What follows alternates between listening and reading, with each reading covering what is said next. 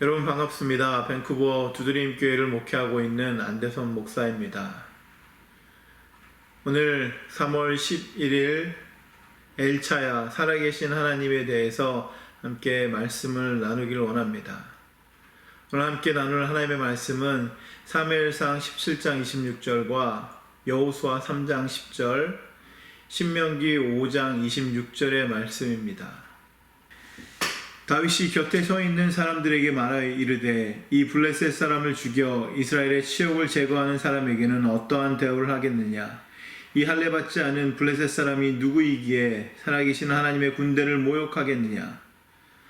또 말하되 살아계신 하나님이 너희 가운데에 계시니 가나안 족속과 헷 족속과 히위 족속과 브리스 족속과 기르가스 족속과 아모리 족속과 여부스 족속을 너희 앞에서 반드시 쫓아내실 줄을 이것으로써 너희가 알리라.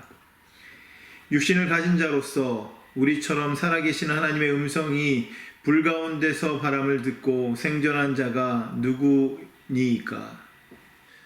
사순절, 우리는 십자가의 고난으로 가는 이 땅에 오신 살아계신 하나님을 묵상하게 됩니다.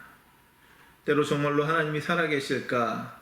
그리고 살아계신 하나님에 대해서 의문을 품고 마치 하나님이 없는 것 같은, 하나님이 안 계신 것 같은 그런 마음이 들기도 합니다. 그리스도인이지만 살아계신 하나님을 경험하지 못하고 아니면 잊어버리고 살아가고 있지는 않은가, 이런 생각이 들기도 합니다. 또 하나님의 존재를 외면하면서 현실의 수능에서 그저 삶을 살고 있는 그런 사람들도 있습니다. 이렇게 많은 사람들에게 하나님은 잊혀져 가고 많은 사람들에게 의심과 두려움이 있게 되는 바로 그 사람들에게 주님은 오늘도 자신의 존재를 알리기 위해서 말씀하시고 자신을 드러내십니다. 하나님은 출애굽 후에 호렙산에서 이스라엘과 언약을 맺게 되었습니다. 하나님의 음성을 직접 들은 백성들은 큰 두려움을 느꼈고 이 모세에게 하나님의 음성을 듣고 와서 자신들에게 직접 그것을 전달해 달라고 요구하였습니다. 그때 모세를 통해 전달된 하나님의 말씀은 하나님을 경외하며 그 말씀과 도를 지키라고 하는 것이었습니다. 그렇게 해야 하나님을 경험할 수 있기 때문입니다. 하나님께서 직접 주신 이 10계명의 말씀을 가만히 보면 첫째부터 둘째까지의 계명은 위로 하나님을 사랑하라고 하는 말씀입니다. 그리고 나머지는 우리 옆에 있는 내 이웃을 내 몸과 같이 사랑하라고 하는 그런 말씀으로 이루어져 있습니다.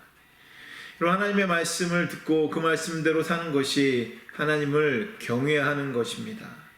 그렇기 때문에 우리 삶에 위로 하나님을 사랑하고 내 옆으로 이웃을 내 몸처럼 사랑하면 여러분 그러한 삶이 하나님을 경외하는 삶이 될 수 있습니다. 그렇게 할 때 우리는 살아계신 하나님을 경험하게 됩니다. 요나 선지자가 니느웨로 올 때만 해도 자신의 생각 때문에 하나님의 말씀을 듣지 않았고 그 말씀대로 어떠한 일이 일어날지 전혀 알지 못했습니다. 하지만 말씀에 순종해서 회개를 촉구할 때 그 지역이 온전히 하나님께로 돌아오는 기적과도 같은 은혜를 체험하게 되었습니다. 삶에서 수많은 하나님의 말씀을 우리가 듣습니다. 하지만 하나님을 경외하지 못하는 사람들은 그 말씀들을 흘려보냅니다. 그러나 그 말씀을 따르는 사람들은 살아계신 하나님을 경험하게 된다라는 사실입니다. 캐나다 밴쿠버에서 한인이 가장 적은 도시 메이플리츠에서 교회를 개척해서 이제 8년 차입니다. 처음에 그곳에 개척하고 싶지가 않았습니다. 왜냐하면 한인이 거의 살고 있지 않았기 때문에 그렇습니다. 하지만 하나님의 인도하심으로 한인이 거의 없는 그 지역에서 교회가 성장하게 되고 그리고 사람들이 예수님을 영접하고 또 세례를 받고 또 복음을 전할 수 있는 그런 놀라운 역사들을 통해서 마치 아무것도 없는 곳에서 세상을 만드신 그 전능하신 그 하나님을 느낄 수 있는 시간들이었습니다. 저는 그때 하나님이 살아계심을 경험할 수 있었습니다.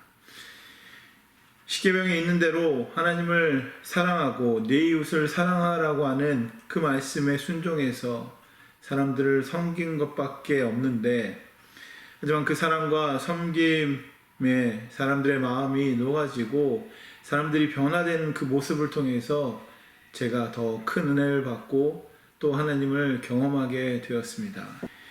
이러한 모습을 보면서 하나님께서 왜 이곳에 교회를 개척하게 하셨는지를 깨닫게 되었습니다. 또한 하나님을 경외하는 것은 말씀에 순종하는 것이라고 생각이 듭니다. 그 말씀에 순종하는 것이 바로 하나님을 경험하는 가장 확실한 방법임을 오늘 말씀을 통해서 우리는 깨달을 수 있습니다. 막혀있는 요단강, 그 앞에서 하나님께서 언약궤를 맨 제사장들이 그곳에 설 때에 흘러내리던 물이 끊어지고 한 곳에 쌓이게 되는 것을 보게 될 것이라 말씀해 주셨습니다.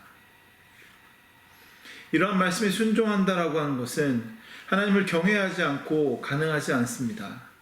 왜냐하면 일어날 확률이 거의 없는 기적이기 때문에 그렇습니다. 누가 이런 말씀에 순종할 수 있겠습니까? 하나님을 경외하는 사람만이 순종할 수 있는 것입니다. 제사장들이 그 말씀에 순종함으로 요단강은 마른 땅이 되어 건널 수 있었습니다. 순종은 약한 것을 허물고 하나님의 계획과 약속이 실현되는 가장 확실한 통로가 되었습니다. 순종은 우리와 하나님 사이에 막혀있는 담을 허무는 것입니다. 예수님께서 십자가 지심으로 하나님께 순종하였습니다. 그 순종으로 우리에게 구원과 소망이 생겼음을 우리는 기억해야만 합니다. 오늘도 살아계신 하나님과 우리 사이에 막혀있는 그 요단강이, 그리고 우리의 앞에 막혀있는 그 담이 무너질 수 있는 가장 확실한 방법은 주님의 말씀에 순종하는 것입니다. 오늘 본문에는 엘라 골짜기에 이스라엘 군대와 그리고 블레셋 군대가 대치하는 그런 상황이 놓여져 있습니다. 블레셋이 더 위세가 높고 그 이유는 골리앗이라고 하는 엄청난 거대한 장수가 블레셋에 있었기 때문에 그렇습니다. 이스라엘 군사들은 두려워했습니다. 자신들이 블레셋에 그리고 골리앗에게 죽게 될 것이라고 생각했기 때문에 아무리 블레셋이 하나님을 모욕하고 욕해도 누구 하나 나서서 싸우려고 하는 사람이 없었습니다. 제가 마치 40일을 모욕을 했는데도 불구하고 그 누구 하나 나서지 않았던 것입니다. 바로 그때 소년 다윗은 나이가 작고 체구도 작았지만 그럼에도 불구하고 겨우 물맷돌만 가지고 이 골리앗 앞으로 나가게 되었습니다. 그리고 엄청난 거구에 그 골리앗을 싸워서 쓰러뜨릴 수 있었습니다. 그곳에서 다윗은 살아계신 하나님을 믿는 그 믿음으로 여러분 골리앗 앞에 나아간 것이 아니겠습니까? 그리고 그 골리앗을 쓰러뜨리고 승리하게 되므로 이 다윗은 또 한 번 하나님을 경험하는 놀라운 은혜를 겪게 된 것이 아니겠습니까? 살아계신 하나님은 전능하시고 무소부재하시고 전지전능하십니다. 영원 불변한 하나님이십니다. 그 하나님을 믿는 믿음이 우리에게 승리를 주는 것입니다. 하나님께서 함께 하시면 어떤 문제도 해결할 수 있다라고 하는 믿음이 바로 하나님을 경외하는 것입니다.